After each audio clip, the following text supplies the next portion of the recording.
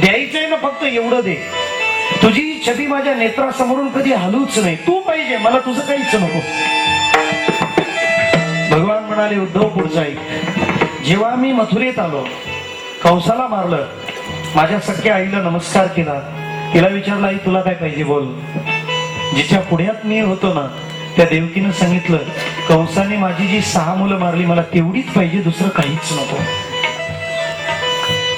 उद्धव, अरे जिच्या पुढ्यात मी उभा आहे ती म्हणते मला माझी 6 पोरं पाहिजे. आणि जिच्या पुढे मी त्रिभुवनाचा ऐश्वर्य देतोय ती म्हणते मला काहीच नको, मला त्यांना फक्त तू हवाय. हे अश्रू आहेत त्या यशोदे करता. म्हणजे मग त्यांना समजवायला पाहिजे. भगवान म्हणायला लागले, हा पुस्तक पडे आहे, याला बरीच हाऊस आली, याला एकदा पाठवलंच पाहिजे. जा उद्धवा, समजवून ये त्यांना. उद्धवाला हाऊस होती. काय निरोप, सगळे निरोप घेतले, निघाला. भगवान मोठ्या हार्दिक भावनेनं त्याला निरोप देत आहेत. उद्धवाचा रथ वृंदावनात आला. जसा वृंदावनाच्या हद्दीत प्रवेश केला, त्याने उतरून त्या वृंदावनाच्या वाळूला, रेतीला, मातीला नमस्कार केला. इथली भूमी पावन आहे, ब्रह्मरज उसे कहते ब्रज. प्रणाम करून आत शिरले. सायंकाळची वेळ होती. गाई गुरं ढोरं चारून सगळे गोवळे घरी चालले होते. शेतीची कामं आटोपून शेतकरी घराच्या दिशेने निघाला होता. गोपी जाता जाता पाणी न्यायला पाहिजे म्हणून मडक्यामध्ये, डेऱ्यामध्ये, जमेल त्या साधनांमध्ये पाणी घेऊन चालल्या होत्या. वृंदावन जवळ येत होतं. घोळक्या घोळक्यामधून चर्चा चालली होती. आज इतके दिवस झाले कृष्णाला येऊन मथुरेत, पण त्या वृंदावनातली वाळूचा कण आणि कण केवळ कृष्ण कृष्ण असा ध्वनीच काढत होता. कृष्णाला सर्व भावाने आळवीत होता. हरे कृष्णा हरे कृष्णा कृष्णा कृष्णा हरे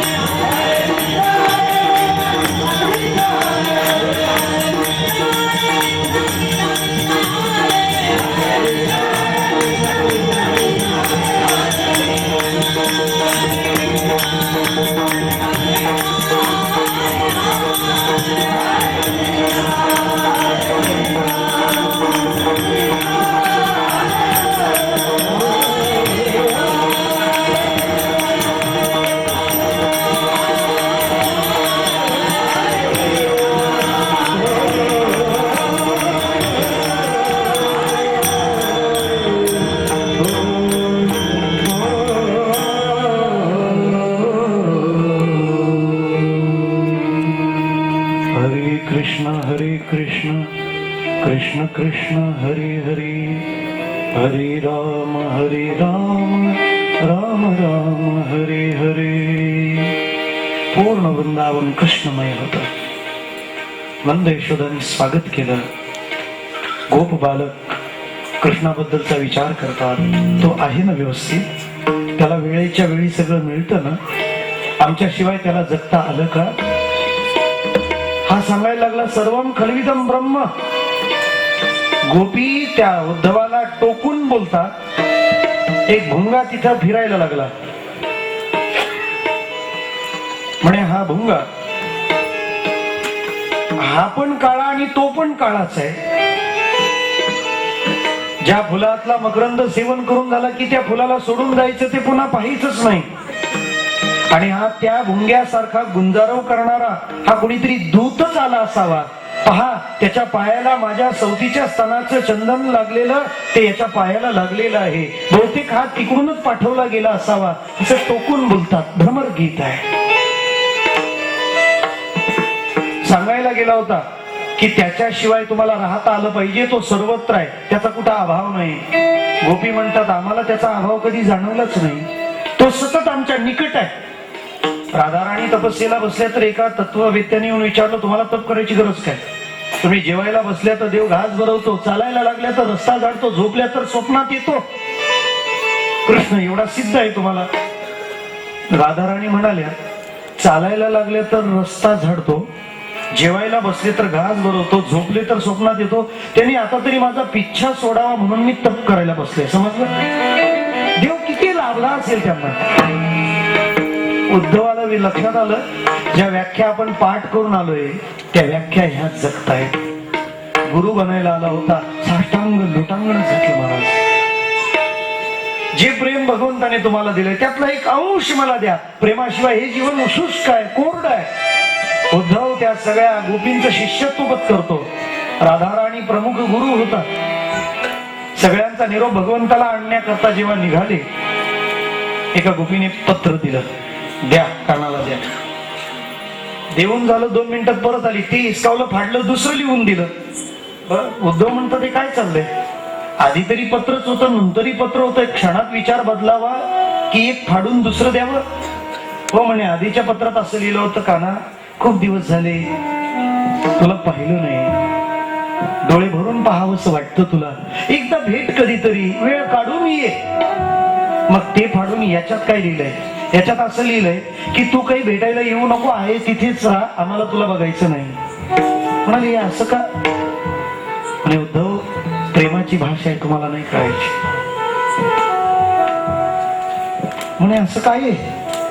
आम्ही त्याला डोळे भरून बघावं हे आमचं सुख आहे, आणि आमच्या सुखाकरता त्यांनी एवढा हेलपाटा काढून यावा हे प्रेमाच्या व्याख्येत बसत नाही. त्यापेक्षा तो आहे त्या स्थितीत राहावा आणि आम्ही त्यात आमचा आनंद मानावा, तत् सुखे सुखित्व, म्हणून आम्ही हे सगळं केलंय. उद्धवाने पुन्हा लोळणी घातली. महाराज, त्या गोपींच्या पायाची धूळ घ्यावी, अंगाला लावावी आणि जीवन पापमुक्त बनवावं, कृष्ण प्रेमाने युक्त बनवावं, इतका महिमा आहे, इतकं प्रेम केलंय त्या गोपींनी कृष्णावर. एक दिवस भगवान द्वारकेत आणि अधूनमधून रुक्मिणी वगैरे सगळ्या विचारायच्या का त्या गोपींबद्दल आम्ही काही ऐकलंय, खरंच त्या इतक्या चांगल्या होत्या का? भगवान म्हणतात, ही लग्ना अगोदरची फाईल का ओपन केली यांनी? गोपी माझ्यावर प्रेम करायच्या ना, इतक्या प्रेम करायच्या की तुम्ही अजून त्यांची आठवण काढता. आणि भगवंताने गोपींची स्मृती जपली. ज्या क्षणी राधाराणीला सोडून भगवान निघाले ना, त्या क्षणी बासरी आणि खांद्यावरची काळी कमळी उतरून ठेवली. राधा, हे सगळं तू असशील तेव्हाच. या सगळ्या पट्टराण्यांना कौतुक वाटायचं, एवढं प्रेम त्यांच्यावर केलंय. देवाचं डोकं दुखायला लागलं. स्वतः नारदालाही कौतुक होतं. कशाने बरंच होईना त्या सगळ्या राण्या गोळा झाल्या. म्हणे नारदाला बोलवा, नारदाला उपाय कळेल. नारदालाही बोलवलं. म्हणे काय उपाय? काय, माझं डोकं दुखतंय. भगवान म्हणाले उपाय एकच आहे, पण मेडिकल मध्ये मिळालं तर पहा. म्हणे कोणता? माझ्यावर जे निश्चित प्रेम करत असतील ना, त्यांच्या पायाची थोडीशी माती आणा आणि माझ्या अंगाला लावा, बस माझी ही डोकेदुखी थांबून जाईल. डोक्याला कपाळाला तेवढं लावा, बस. नारदानी सगळ्या जगातल्या संत महंताची यादीच बनवली आणि सुरुवात केली. कुठं मिळतं, कोण देतं? सगळे म्हणाले का नरकात जायचं का आम्हाला? आमच्या पायाची माती जर देवाच्या कपाळाला लावली तर आम्हाला कोणती गती? फिरून फिरून आले. त्या राण्या त्रासल्या. नारद कंटाळले. भगवान तुम्हीच पत्ता द्या ना. म्हणे एक पत्ता आहे. म्हणे कोणता? भगवान स्वतः उत्सुक होते. अरे येड्यानं, तुमच्या पण पायाची चालणार आहे ना मला? तुमचं प्रेम आहे ना माझ्यावर? विश्वास नाही? म्हणे तुम्ही वृंदावनात गेले होते का? म्हणे नाही. हा, मग तिकडे जा. सगळ्या वस्तू मिळण्याचं एकमेव ठिकाण वृंदावन. नारद गेली तिथं. नारदांना पाहिल्याबरोबर संत दिसले की देवाची आठवण होते. ज्याला पाहिल्यावर देवाची आठवण होते तो संत. कसे आहेत आमचे भगवान? आमचा काना कसा आहे? नारद म्हणाले तेच सांगायला आलोय. प्रकृती बिघडली त्याची, आजारी येतो. मग काही उपाय नाही केला, औषध सापडत नाही. म्हणे असं काय औषध आहे? काय नाही, त्याच्यावर प्रेम करणाऱ्या माणसाच्या पायाची धूळ मिळाली तरी बास, असं आहे का? त्या गोपीने काय केलं, चिखलामध्ये जाऊन त्या अशा नाचायला लागल्या. थोडं पाणी ओतलं, तो चिखल आपल्या पायाची माती लागलेला सगळा कालवला आणि एवढा मोठा गोळा दिला. नारद महाराज हे घेऊन जा. डोकं दुखतंय ना, नुसत्या कपाळाला नका, अख्ख्या अंगाला चोळा, म्हणजे परत काही दुखलं नाही पाहिजे त्याचं. नारद अवा कोण पाहायला लागले. म्हणे गोपींनो, तुम्हाला एक शास्त्र कळतं का? मी काय, तुमच्या पायाची माती जर कृष्णाच्या कपाळाला लावली तर तुम्ही नरकाला नाही का जाणार? गोपी भडकल्या. तुम्ही नेमकं काय काम घेऊन आलात? कृष्णाची प्रकृती का आमची अधोगती? आम्ही नरकाला जाऊ, कुठं जाऊ? तू काम काय ते पहिले घेऊन जा. अरे पण तुम्ही नरकाला गेलात तर? गोपी म्हणतात नारद महाराज, आमच्या कृष्णाला ज्याच्याने बरं वाटतं ना ते करताना एकदा काय, आणि कायमच्या नरकात राहायला पण तयार आहोत. तुम्ही काय चिंता करता? जा पहिलं घेऊन. त्याला प्रेम म्हणतात. आणि ते प्रेम गोपी देत होत्या. ज्या वेळेला उद्धवजी परत आले ना मथुरेत, आधी पण कृष्णावर रागावले होते का? उगाच त्यांच्या करता एवढा जीव काढतो म्हणून. आता तो पुन्हा कृष्णावर रागावला. पण कारण काय समजून घ्या. हे भगवान, मला असं वाटतं तू मोही आहेस, पण खरंच जगात तू खूप निष्ठुर आहेस. अरे ज्यांनी स्वतःचं जीवन पायघड्यांसारखं तुझ्या करता पसरलंय त्यांना टाकून तू राहू कसा शकतोस? तू निष्ठुर आहेस. काय गोपींचं प्रेम असेल. उद्धवासारखा ज्ञानी सुद्धा पागल करून सोडला ज्यांनी. इतक्या उंचीचं प्रेम. भगवान आता मथुरेत वास करतात. पण कंसाला मारल्यानं अस्थि प्राप्ती जरासंधाकडे गेल्या. हीच संधी साधून जरासंधाने 17 वेळा स्वारी केली. 18व्या वेळेला काल यवनाला घेऊन आले. काल यवन जसा आला भगवान त्याच्या वरदानाकडे पाहत व्यवस्था करून समुद्राकडून जागा मागतात. विश्वकर्म्याकडून सुवर्ण नगरी द्वारका वसवतात. गुड मॉर्निंग म्हणायला काय गुड नाईट म्हणायला सगळे मथुरेत होते. गुड मॉर्निंगला सगळ्यांना द्वारकेला नेऊन पोहोचवलं. म्हणजे त्याही वेळेला देवाला पण गुजरातच सेफ वाटला. काल यवन आल्यानंतर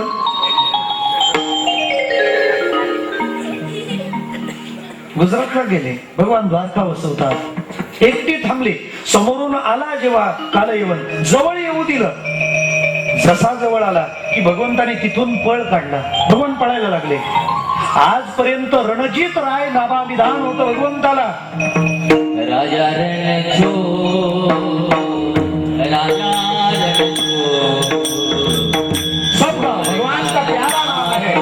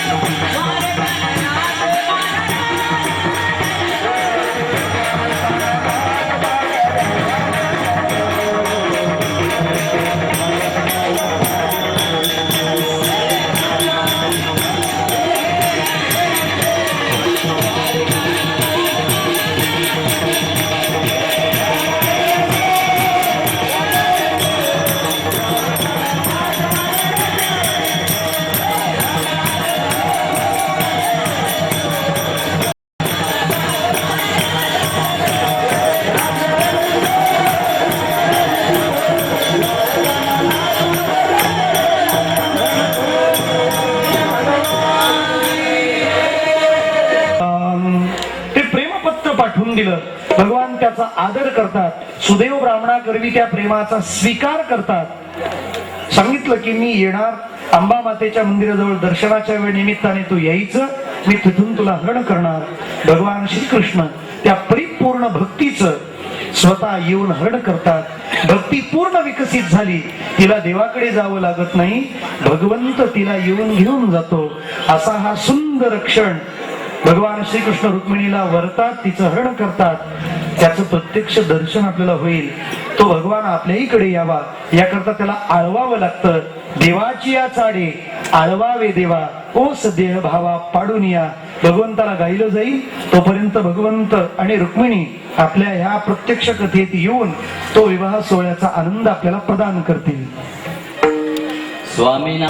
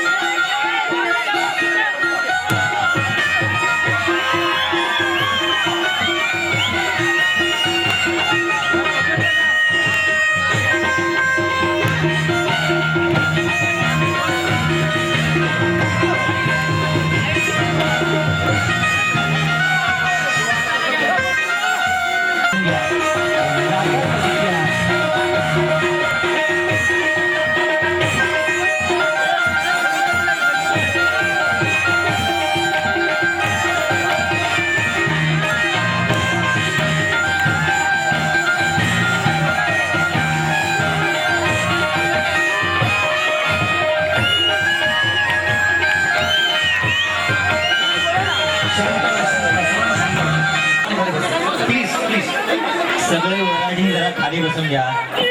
सगळे वराडी जरा खाली बसून घ्या. गुरुजी वरती या, स्टेज वरती. गुरुजी स्टेज वरती या.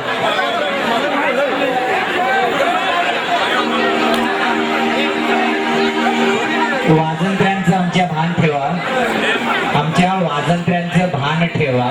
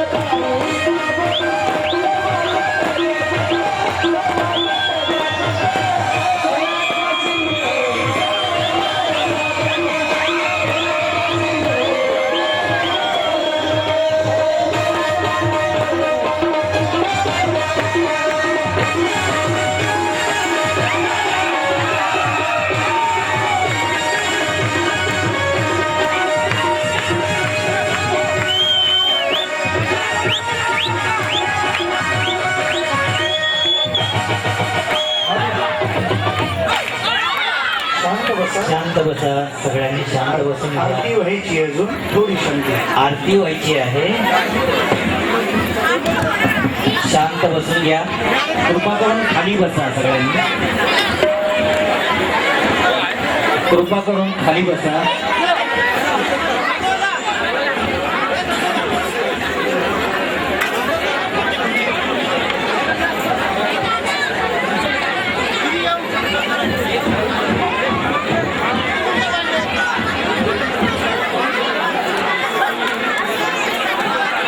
कृपा करून बसून घ्या खाली. सगळ्यांनाच वेळ होतोय. कृपा करून खाली बसा.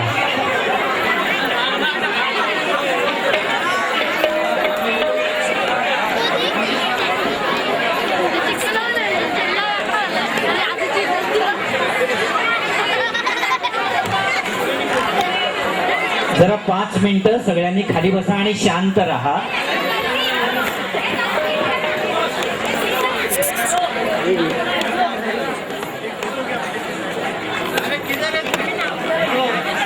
अजून आहेर वगैरे व्हायचं आहे.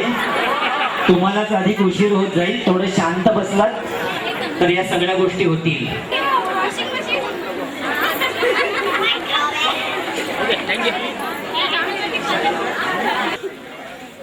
की विश्वामित्रांनी प्रतिसृष्टी वसवली होती. गेले 6 दिवस, कमीत कमी 6च्या नंतर 9, 9:30, 10 वाजेपर्यंत आपण इथे प्रतिसृष्टीमध्येच वावरतो आहोत. आणि ही प्रतिसृष्टी वसवणारे जे आहेत, ज्यांच्या स्मृती प्रित्यर्थ हा भागवत कथा सप्ताह आयोजित केला गेलेला आहे, त्यांचं स्मरण करणं हे आपलं परम कर्तव्य देखील ठरतं. प्रत्येकाच्या डोळ्यामध्ये महाराजांनी पाणी देखील आणलं, अनेक वेळा आणलं. नाचताना काही विशेष वाटलं नाही. कोणी आपल्याला बघतंय ही भावना पण नव्हती, कारण आपण बेभान होऊन नाचत होतो. पण ज्या वेळेला डोळ्यांमध्ये पाणी उभं राहिलं अनेक वेळा, त्यावेळेला ते पाणी वाहू देण्याची पण चोरी होती आणि पुसण्याची पण चोरी होती. आम्ही प्रत्येक जण आजूबाजूला बघत होतो. प्रत्येकाची अवस्था थोड्याफार फरकानं तीच होती. कोणी नाक पुसायचं निमित्त केलं, कोणी डोळ्यांच्या कडेला हात लावला, कोणी घसा खाकरला. सगळ्यांची भावना एकच होती. कृष्णाच्या विरहामध्ये सगळ्यांच्या डोळ्यामध्ये पाणी आलं होतं. असं म्हणतात की अशा तऱ्हेनं ही कथा ऐकत असताना अष्टसात्विक भाव जागे होतात. आणि अष्टसात्विक भाव जागे होतात त्यावेळेला माणसाच्या डोळ्यातून पाणी येतं. असो, आज आणखी एक गोष्ट महाराजांनी आपल्याला अनेक वार सांगितली.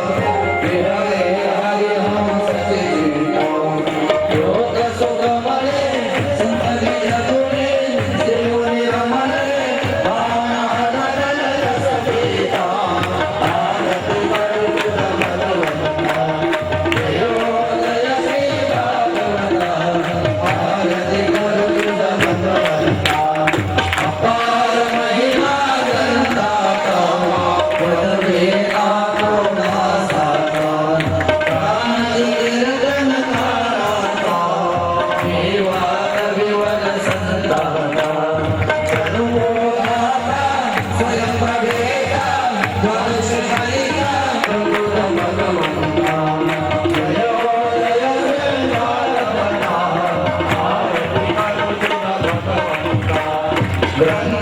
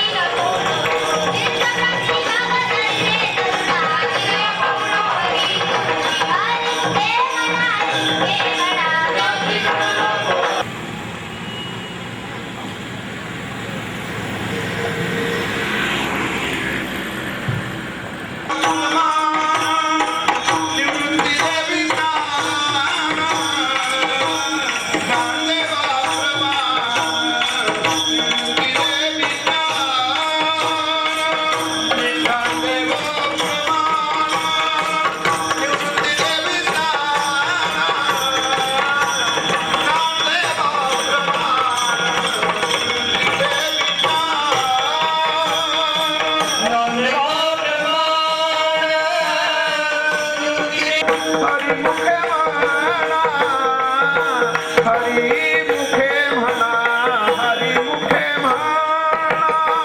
समाधी जीवन हरी पाठ, समाधी जीवन. हरी विठ्ठल श्री ज्ञानदेव भगवान की जय.